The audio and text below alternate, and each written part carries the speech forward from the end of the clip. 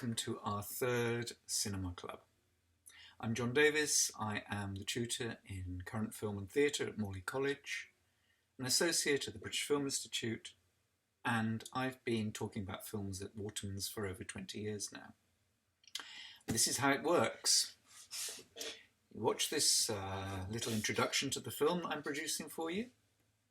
You go off and watch the whole film in the comfort of your own living room.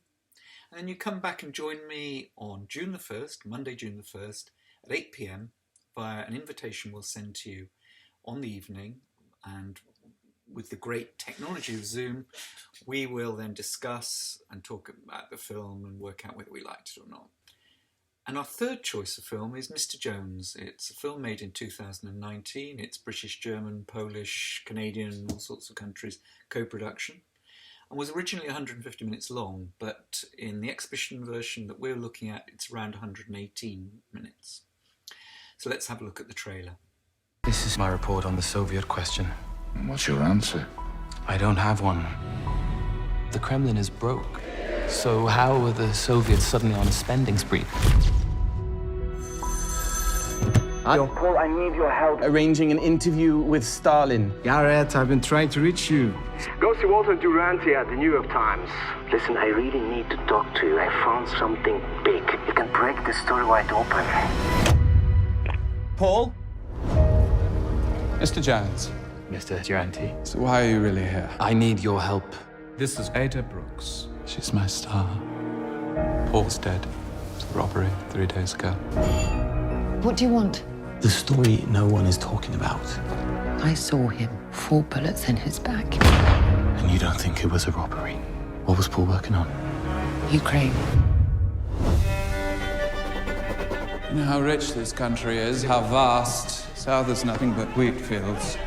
Grain is Stalin's gold. Who gives the agenda now? I don't have an agenda, unless you call truth an agenda. Yes, but whose truth?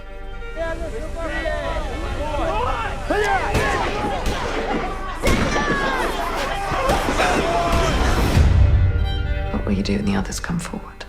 What's being done here will transform mankind. We can still do something. No. We cannot let Stalin get away with this. What do you expect me to do exactly? The Soviet Union is not the workers' paradise that was promised. It is not the great experiment that you read about in the press. Stalin is not the man who you think he is. Are you saying there's no hope?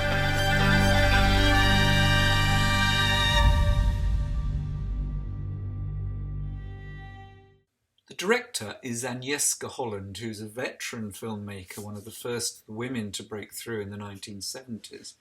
And she worked as an assistant to Andrzej Wajda and Krzysztof Zanussi, two of the great Polish filmmakers. And like a lot of the Polish filmmakers, found a home in France as an exile. She was brought up in a family full of contradictions. Father was an ardent communist, mother was a Catholic.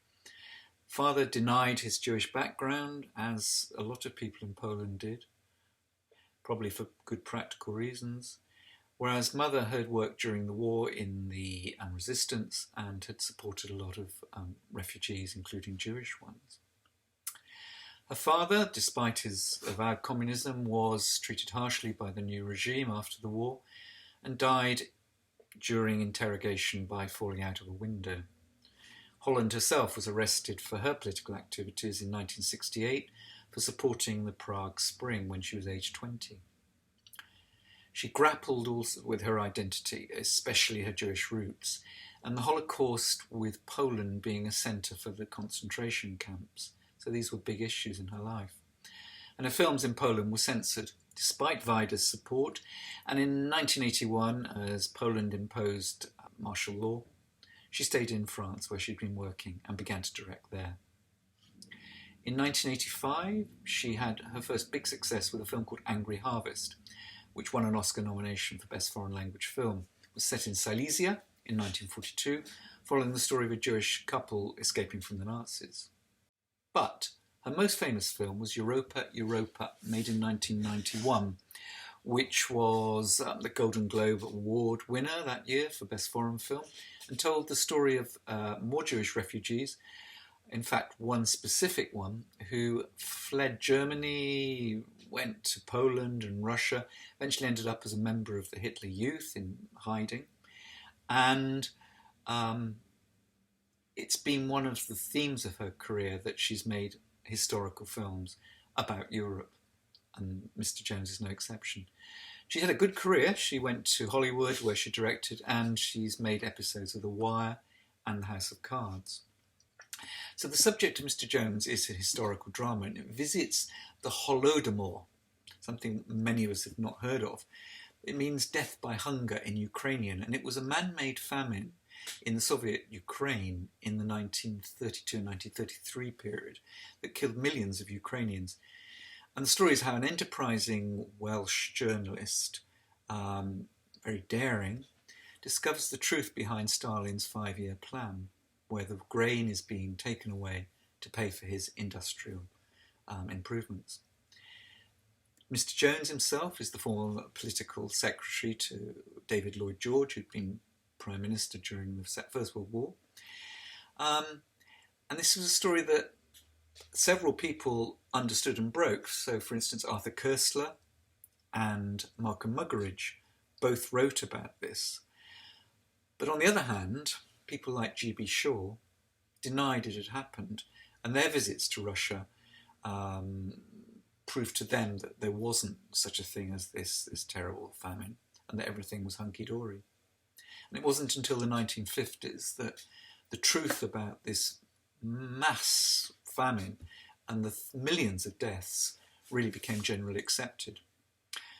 The script is by Andrea Chalupa, whose grandfather was from the Ukraine, and it's her decision to include the George Orwell string and the made-up character of Ada, and those are things we can debate when we talk about the film.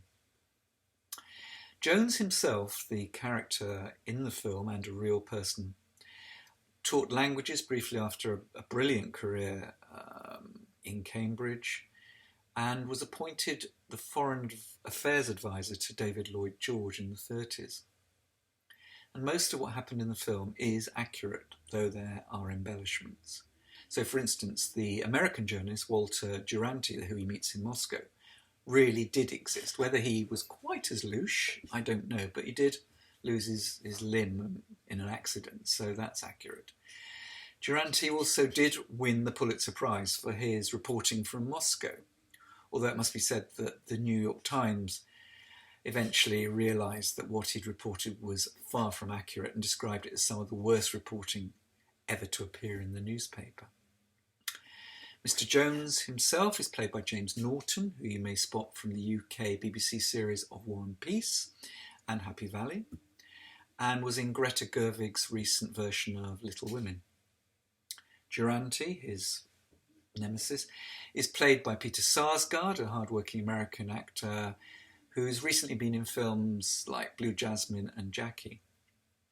Ada, the love interest, is played by Vanessa Kirby, who's been recently acclaimed for her performance as Princess Margaret in The Crown, but has a brilliant range from superheroines in Mission Impossible to the National Theatre's production of Streetcar Named Desire.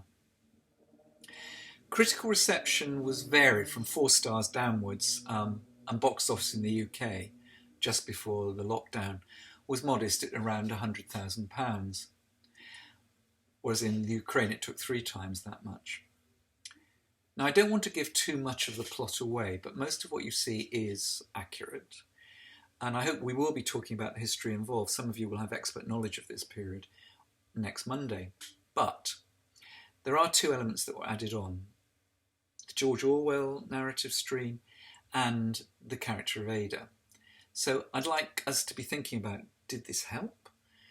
Do you think that cutting the film down by 20 minutes made it creak? And did we actually feel that we got enough about the character Mr. Jones? All questions we'll be asking next Monday. So the film is available for 99p on Amazon Prime, or £3.99 on Curzon Home. So off you go, enjoy the film, and look forward to having a great discussion with you on Monday, June the 1st at 8 p.m. Thanks for watching.